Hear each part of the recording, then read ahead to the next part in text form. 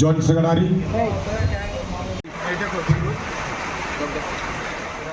চট্টগ্রামের আনোয়ারায় শারদীয় দুর্গাপূজা উপলক্ষে পূজা মণ্ডপ পরিদর্শন করেছেন সরকারের মুক্তিযুদ্ধ বিষয়ক এবং দুর্যোগ ব্যবস্থাপনা ও ত্রাণ মন্ত্রণালয়ের উপদেষ্টা বীর প্রতীক ফারুকী আজম।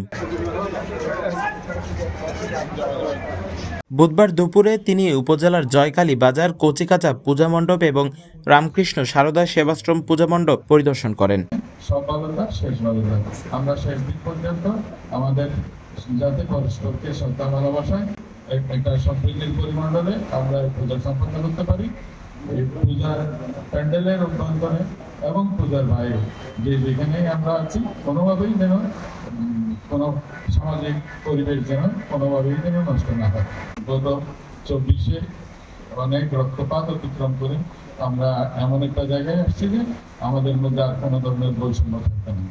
ধর্ম, বর্ণ এবং অর্থনৈতিক কোনো অবস্থান থেকে আমরা আর পরস্পরের বৈষম্য আমরা রাখবো না। আমরা কোনো মণ্ডপে এখন পর্যন্ত কোনো ধরনের অসঙ্গতি পাইনি এবং এখানের যে মানুষজন আছে, অন্য ধর্মাবলম্বী মানুষজন আছে, তারা খুবই একে অপরের প্রতি খুবই সহানুভূতিশীল, সৌহার্দ্যপূর্ণ পরিবেশে তারা বসবাস করে আসছে।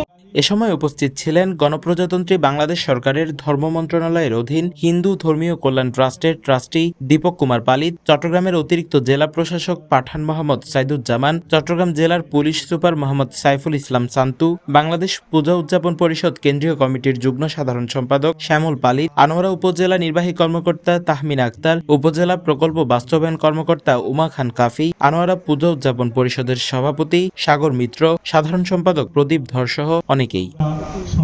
উপদেষ্টা বীর প্রতীক ফারুকী আজম পূজা মণ্ডপ পরিদর্শন শেষে হিন্দু সম্প্রদায়ের ভক্তদের সঙ্গে শুভেচ্ছা বিনিময় করেন এবং ধর্মীয় সম্প্রীতির অনন্য নজির ধরে রাখার আহ্বান জানান।